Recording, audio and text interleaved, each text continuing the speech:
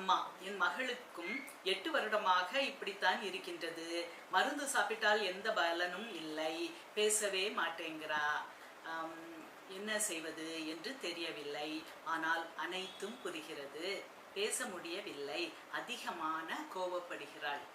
சின்ன குழந்தை, அவளுக்கு கம்யூனிகேட் பண்ணணும். ஆனால் பேச வரல. எல்லாம் புரியுது, ஆனால் பேச வரல. இப்போ என்ன செய்யணும்? நீங்கள் இஎன்டி டாக்டர்கிட்ட ஃபஸ்ட்டு போங்க. குழந்தைகள் டாக்டர்கிட்ட போங்க. மனநல மருத்துவர் அல்ல இதுக்கு, நான் அல்ல. நீங்கள் ஃபஸ்ட்டு விஷயம் எல்லாம் சரியாக இருக்கா? ஸ்பீச் அப்பாரட்டஸ், நாக்கு, வாய், அது இது டங் டைடாக இருக்கும் சில பிள்ளைகள். அப்போ அவங்க பேச வாருது, பேச முடியலங்கும் போது கோபம் வரும். அது மனநல நோய் அல்ல, இது காமன் சென்ஸ். ஸோ நானும் உங்களுக்கு ஒரு காமன் சென்ஸில் தான் பதில் சொல்லணும். நான் இஎன்டி டாக்டர் அல்ல, ஸ்பீச் தெரபிஸ்ட் அல்ல. ஸோ நீங்கள் அததுக்கு உரிய இப்போ ரொம்ப எல்லாத்துலேயும் அட்வான்ஸ்மெண்ட் இருக்குது. ஸோ நீங்கள் என்னுடைய வீடியோவை பார்க்குற மாதிரி காது, மூக்கு, தொண்டை இப்படிப்பட்ட உங்களை பார்த்தா சின்ன விஷயத்தில் சரி பண்ணி விட்டுருவாங்க. ஓகே, ஸோ முதல்ல அது இல்லையான்னு பாருங்கள், அதை ரூல் அவுட் பண்ணுங்க. ஓகே, அதுக்கப்புறம் ஒரு பீடியாட்ரிஷன்ட்ட கேளுங்க. 8 வயசு ஆகுது சார், ஏன் பேச மாட்டேங்க? ஓகே, இப்படி குரூப்பாக ஒரு டீமாக நீங்கள் டிசைட் பண்ணி அதுக்கு மேலே தேவைன்னா மனநல மருத்துவர்கிட்ட வரலாம். ஓகே மேம், ப்ரெக்னெண்ட்டாக இருக்கும்போது ஆஸ்பிரின் டேப்லெட் சாப்பிடலாமா? Body health normal. அழகான ஒரு கேள்வி. நான் நார்மலாக இருக்கேன், ஆனாலும் ப்ரெக்னெண்ட்டாக இருக்கேன். Yes, that is normal. பெண்கள் ப்ரெக்னெண்ட்டாக இருக்குது is the most normal thing. Aspirin tablet சாப்பிடலாமா? நோ, அது அப்நார்மல். ஓகே, ஏன்? ஆஸ்பிரினுக்கு கொஞ்ச நாளைக்கு முன்னால் இதை பற்றி நிறைய பேசியிருக்கேன். கொஞ்ச நாளைக்கு முன்னால் ருட்டீனாக ஆஸ்பிரின் சாப்பிட வைக்காதீங்க. லோ டோஸ் ஆஸ்பிரின் ருட்டீனாக ப்ரிஸ்கிரைப் பண்ணாதீங்க அப்படின்ட்டு எல்லாருக்கும் ஒரு கைட்லைன் வந்தது. கைடன்ஸ், டாக்டர்ஸ்க்கு கைடன்ஸ் வந்துக்கிட்டே இருக்கும். ஸோ எதுக்கு சாப்பிடக்கூடாது? ஏன்னா ப்ளீடிங் டெண்டன்சி கூடுது. ப்ரெக்னெண்ட்டாக இருக்கும்போது ப்ளீடிங் டெண்டன்சி கூடலாமா? கூடாது. ஆஸ்பிரின் எதுக்கு கொடுக்காங்க? பெயினுக்கு கொடுப்பாங்க, ஃபீவருக்கு கொடுப்பாங்க.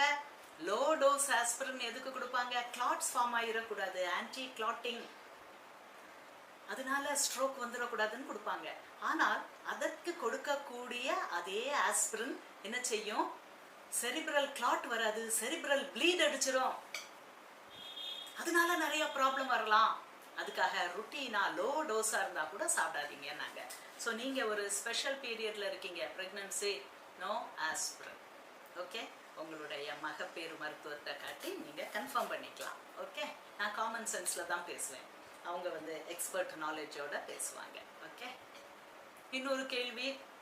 மேம், கெமிக்கல் இல்லாத ரொம்ப உடம்ப அஃபெக்ட் பண்ணாத ஹேர் டை என்னன்னு சொல்லுங்க மேம். நீங்கள் என்ன ஹேர் டை யூஸ் பண்ணுறீங்க மேம்? நான் கெமிக்கல் தான்மா யூஸ் பண்ணுறேன். நான் ரொம்ப ஃபாஸ்ட்டாக டாப் ஸ்பீட் ரெவ்லன் தான் யூஸ் பண்ணுறேன்.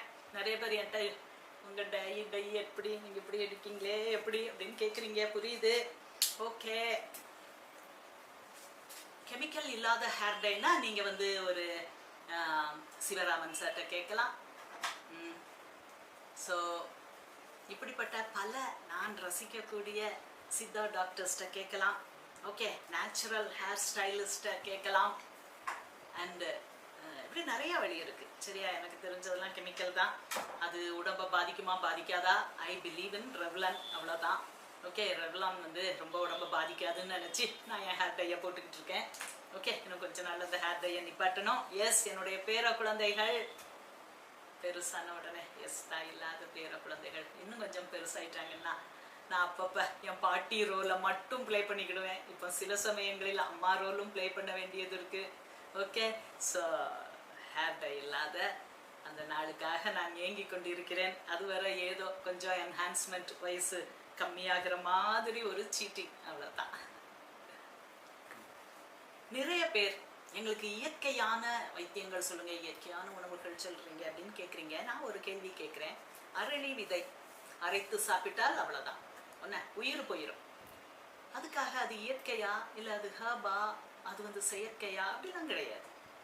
ஸோ பாய்சன் அப்படிங்கிறது நேச்சரில் நிறைய உண்டு. அளவுக்கு மீறினால் சூரிய ஒளி கூட நம்மளை கொன்றுவிடும். Everything under the sun including the sun itself has side effects. So side effect அப்படின்னு ஒன்று, ஒரு பாம்பு நல்ல பாம்பே அப்படின்னு சொல்லி நிறைய பேர் இது என்னைய ஒன்றும் செய்யாது அப்படின்னு சொல்லிட்டு அந்த பாம்பு மேலே சாஷ்டாங்கமாக விழுந்து பணிந்தவர்களையே பாம்பு கொத்தி உயிர் போயிடும். So you should be very careful. நிறைய பேர் நான் இயற்கையாக வைத்தியம் பார்க்குறேன், எந்த டாக்டர்கிட்டையும் போக வேண்டாம். இந்த இப்போ ஒரு ரஷ்ய பெண்மணியை கண்டுபிடிச்சாங்களே, நானே என் பிரசவ பார்த்து கொள்வேன். No no. ஸோ இயற்கை இருக்குது. ஆடு மாடுகள்லாம் குட்டி போன்று போடுகின்றன, கன்று ஈணுகின்றன, அது இயற்கை தான். ஆனால் இப்போ நம்ம பாதி செயற்கை ஆயிட்டோம். நம்ம மூளை, நம்ம உடம்பு எல்லாமே இந்த செயற்கையான சுகங்களுக்கு பழகி போய்விட்டது. So be very very careful. Only இயற்கை தான் போக முடியாது. ஓகே, அதுக்கும் நிறைய சைட் எஃபெக்ட்ஸ் இருக்கு. அண்ட் நிறைய செயற்கையாக செய்யக்கூடிய medicines like for so many சொல்லலாம். மலேரியா முதல் கொண்டு இது எல்லாம் இயற்கையான மரங்களிலிருந்து செய்யக்கூடிய, பிரித்து எடுக்கக்கூடிய, மாஸ் ப்ரொடக்ஷன் பண்ணக்கூடிய அலோபதி மெடிசன்ஸ் தான். ஓகே.